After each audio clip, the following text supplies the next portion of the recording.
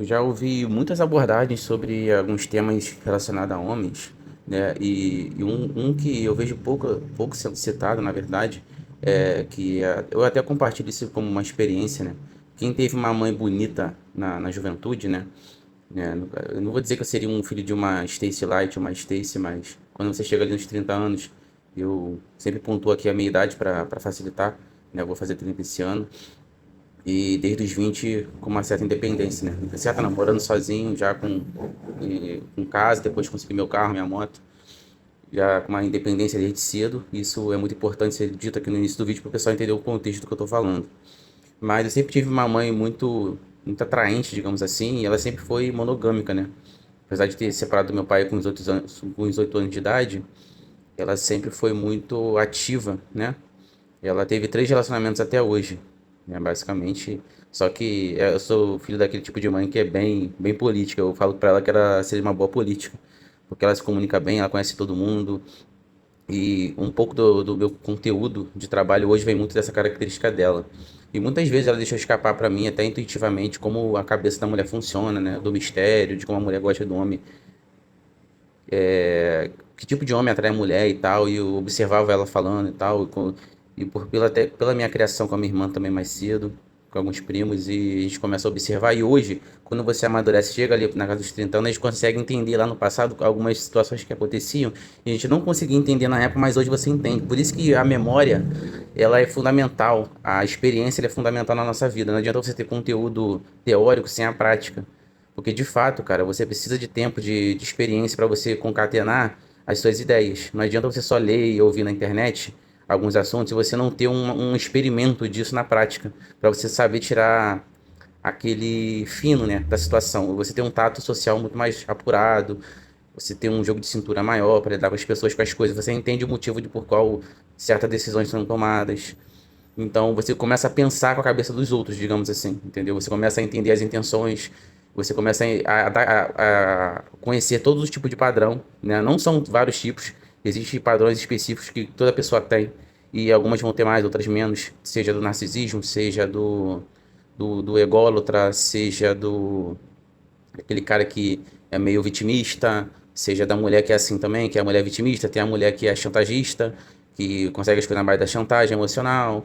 Então, assim, as mães, elas meio que não preparam muito bem seus filhos para o futuro, muito por conta do medo que elas têm de um homem se despertar demais e começar a enxergar os próprios erros delas do passado, que elas cometeram com seu pai, os erros que elas cometeram na sua criação, nos erros que elas cometeram na vida, assim, no geral, no modo geral, ela fica com os erros expostos. A mãe, ela sente que ela perde o poder quando o filho começa a conhecer a sua natureza. Então é aí que começa o problema, aí que as chantagens dela não funcionam mais, as táticas emocionais não começam a funcionar muito bem, e ela entra em desespero. Eu falo por experiência própria, entendeu? Então, assim, apesar de eu ter uma boa relação com minha mãe, já tive muitos problemas ali no início da fase adulta, parte da infância muito boa, mas já tive muitos problemas e consegui reverter com o tempo. Mas só com a minha sabedoria e experiência eu consegui reverter.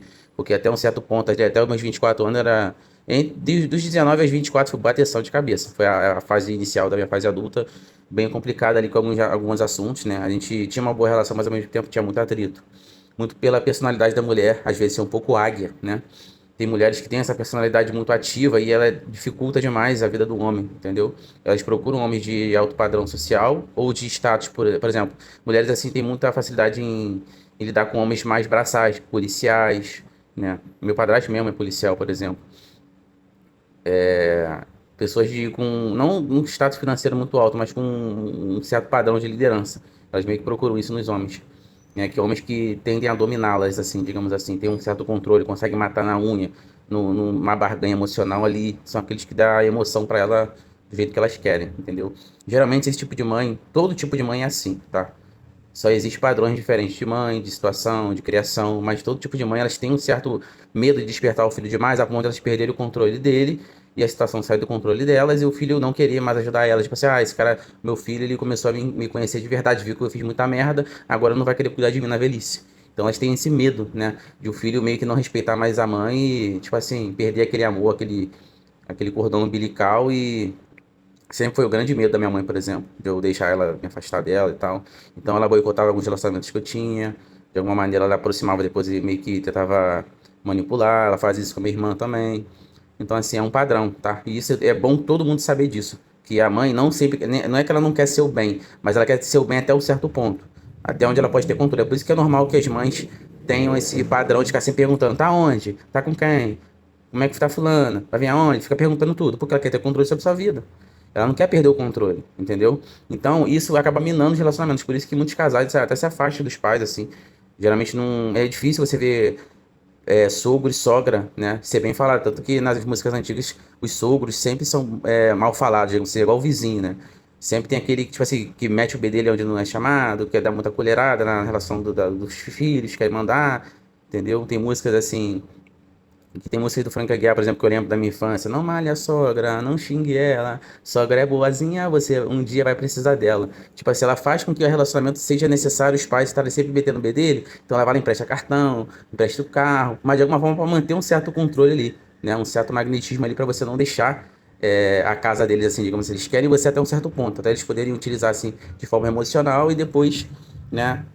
Ficar alimentando com migalhas ali, cartão, trocadinho aqui da gasolina, etc e tal, um almoço no final de semana e afins. Mas futuramente eu abordo melhores outros assuntos.